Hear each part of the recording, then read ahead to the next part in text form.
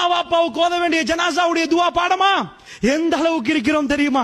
அல்லாஹு அக்பர் என்று சொல்லி வாப்பாவை பார்த்து லாஸ்டா சொல்ல போறோம். காலையில போய் மாலையில வந்து என்ன வேணும் என் மகளுக்கு என்று உம்மாவுக்கு அடிக்கொரு முறை கேட்பாரு. அவர் பர்ஸ்ல உள்ள எல்லாத்தையும் உங்களுக்கு செலவழித்தாரு. அதிகமா உங்களோட அரவணைத்து பேசாவிட்டாலும் ராத்திரி ராத்திரி என் மகள் என்ன செய்கிறா, என் மகனுக்கு என்ன வேணும் என்று அந்த உணர்வோடு கேட்கிற அந்த தகப்பனுடைய கடைசி பயணம். அல்லாஹும்ம அக்ஃபிர் லஹு, யா அல்லாஹ் அவருடைய பாவத்தை மன்னித்து விடு. வர்ஹம்ஹு, யா அல்லாஹ் அவருக்கு அருள் புரிந்து விடு. வஆஃபிஹி வஅஃபு அன்ஹு, அவருடைய பிழைகளை எல்லாம் பொறுக்க செய்திரு யா அல்லாஹ். வஅக்ரிம் நுஸுலஹு, அவரை நுழைகிற இடத்தை சங்கையாக்கி விடு யா அல்லாஹ். வவஸி முத்கலஹு, யா அல்லாஹ் அந்த கபரை விசாலமாக்கி விடு யா அல்லாஹ். வக்ஸில்ஹு பில் மாஇ வஸ்ஸல்ஜி வல் பரதி, என்னுடைய வாப்பாவை யா அல்லாஹ் தண்ணீராலும் பனிக்கட்டியாலும் குளிர் தண்ணியாலும் கழுவி விடு யா அல்லாஹ்.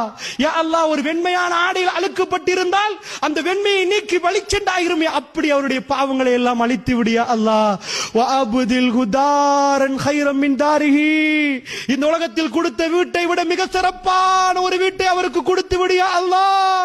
வஅஹ்லன் கைரம் மின் அஹ்லிஹி, இந்த உலகத்தில் கொடுத்த குடும்பத்தை விட மிக சிறப்பான ஒரு குடும்பத்தை கொடுத்து விடு யா அல்லாஹ். வஸௌஜன் கைரம் மின் ஜௌஜிஹி, இந்த உலகத்தில் கொடுத்த துணைவியை விட மிக சிறப்பான ஒரு துணைவியை கொடுத்து விடு யா அல்லாஹ். நான் கேட்கிறேன், பெரியவர்களே, இளைஞர்களே, யுவதிகளே, உங்கள் உம்மாவை வாப்பாவை முன்னாடி வைத்து இந்த துஆவை கேட்பதற்கு நீங்கள் தயாரா? அதற்கு உங்களுடைய கல்விகள் எல்லாம் தயாரா? நீங்கள் சுத்தமாகி விட்டீர்களா?